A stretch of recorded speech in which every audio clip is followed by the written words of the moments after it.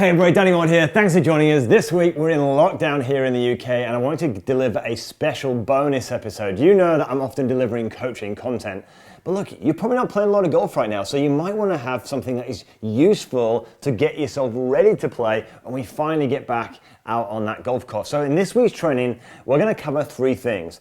I'm going to show you what style of grip you need to buy, because there's different sizes to suit different hands, and it's very, very important.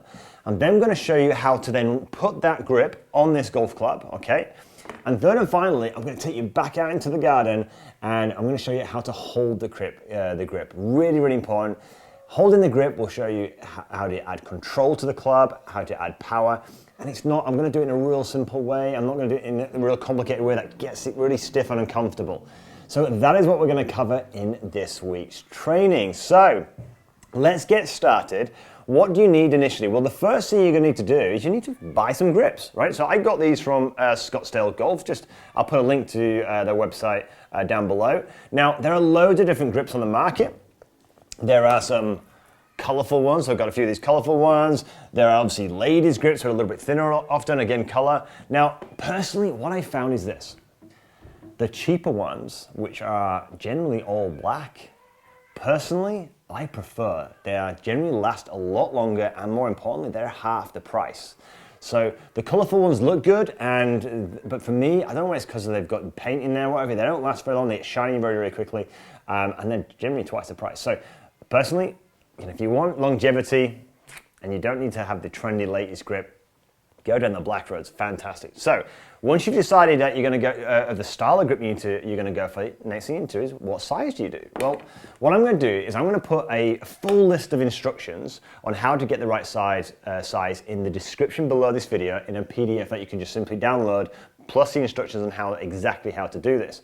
But in the meantime, all you have to do is take a tape measure and you measure from the wrist, the first crease of your lead hand, the first crease in your wrist, to the end of the longest finger here, okay? Now, mine is just over 8 inches, and then I'm going to measure the longest finger of my hand here, and that is just over 3.5. Now, I know that gives me a medium-sized grip or a mid-size grip. So when I go on and buy my grips, what I'm going to be looking for is a grip that says mid-size. Again, how you do all this and how you measure it, I'm not going to go into all the details now. I'm going to put them in a PDF document under this description on how to choose the right grip size, but that's the first thing you would do. Measure the length of your hand and longest finger, and it will give you the right grip size. Details in the PDF below. So, you've done that bit. You've chosen your grip. You've got your size. Now we want to put it on the golf club, and it's really, really simple. You're going to need a Stanley knife for this. And I've got a hook blade. You don't necessarily need a hook blade, but just a simple blade will do. And all you're going to do here is this.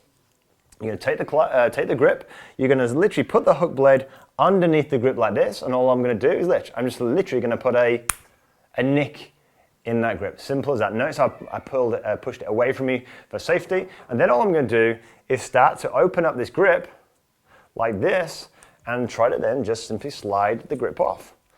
So sometimes these come off really simply, sometimes they don't. Sometimes they just start to tear. But look, all I'm doing is gradually tearing this off bit by bit. And away we go. How simple is that? Now, underneath this, you're going to see some old tape. So we're going to remove this old tape. Okay. Again, nice and simple, different types. Just going to simply just start to take all this tape off.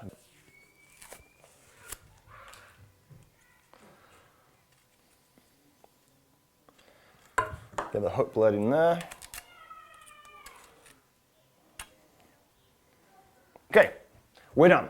So, nice and easy, piece of cake. So what we'll do now is this. All I'm going to do is we'll then need 2-inch grip tape. Again, I'll put links in the description where you can buy this. Super, super simple, double-sided tape. All we're going to do now is this. You're going to need to take your grip and we're going to measure this tape out. Now, you want the tape to be just slightly longer than the grip itself. Okay, so if you have a look at this here, I'm going to make this just slightly longer than the grip. Here we go, and I'll just cut that. Bam, bam, bam. So there we have it. Okay. Now, Very simply, what we do now is we're going to literally put the tape just over the overhang here on this club there. Can you see that? So I've just lit it, and we want this to go over the top of the club. So we put that right down the center of the shaft, just like that. And then gradually, I'm just going to just push it in bit by bit around the club. Careful not to form any creases whatsoever. Just slide it around bit by bit. There we go. How easy is this, yeah? And once you get this done, and once you start to kind of understand how to regrip your clubs, it will save you a fortune. It really will, because you can pick up grips. I mean, I pick these golf prides up for like $4.99 a grip. You can get even cheaper than that, but just be a little bit careful. Sometimes the really, really cheap ones, they don't last as long. So you kind of, as long as you stay away from the color ones, you get what you pay for. So what I'm doing now, look, I'm just undoing here the double-sided tape. Okay, and what I'm going to do is start to then wrap that around. And then all we do is we can fold that comfortably over. So we've now got the whole grip now, look. There we go. And now we just take the whole lot off.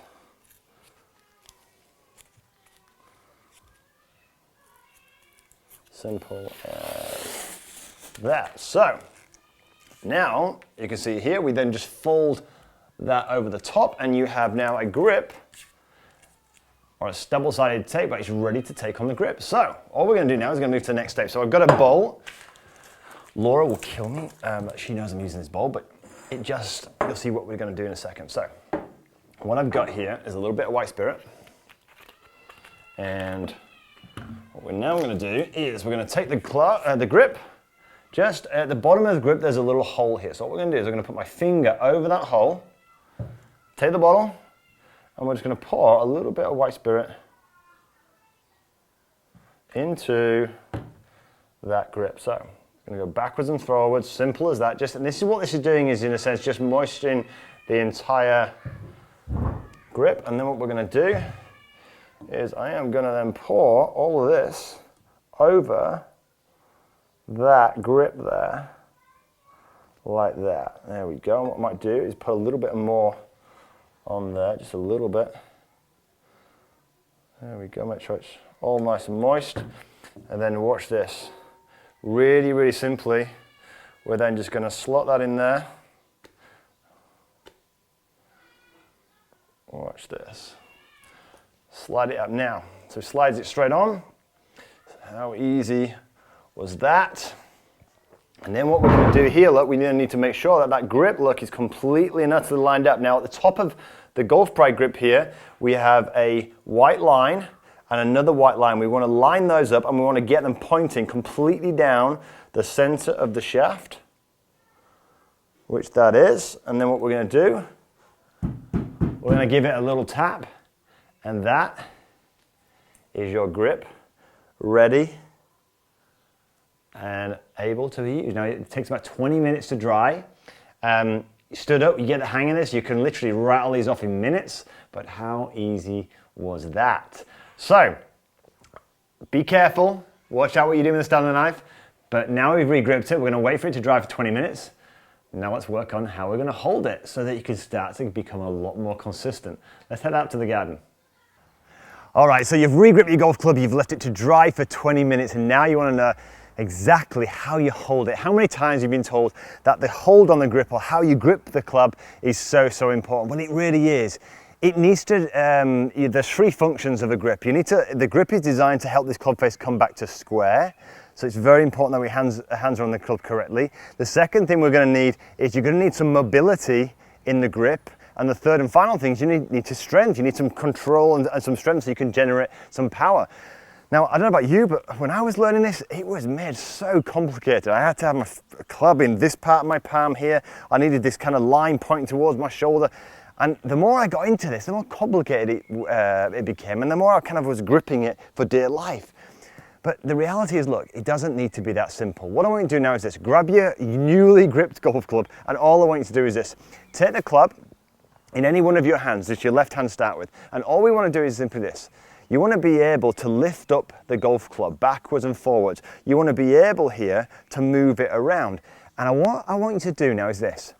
Move the hand around in different places until you find the strongest position it needs to be in, and secondly, the one that has mobility. Now notice this, I'm allowing my wrist to cock upwards. Some people, if you're gripping the club in the wrong way, I find that really difficult now. That's going to put a lot of strain on my wrist. It doesn't feel very strong, doesn't feel very mobile, but as I gradually move this club hand around, suddenly it's easy for me to do this. The other thing, as I start to swing it, look, it's also easy for me to do that. So I'm just finding a grip that works for me with my hands and my swing. So that's the first thing I want you to do. Just play around, find the mobility, find the strength. Do exactly the same with your right hand or the opposite hand. Pick it up. Now, just move it around. Look, I naturally go into this position. This is my strongest position. If I gripped it under here, that just feels weird.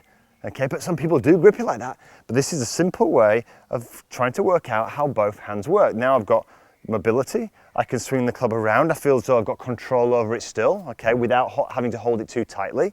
It's not hurting my wrists.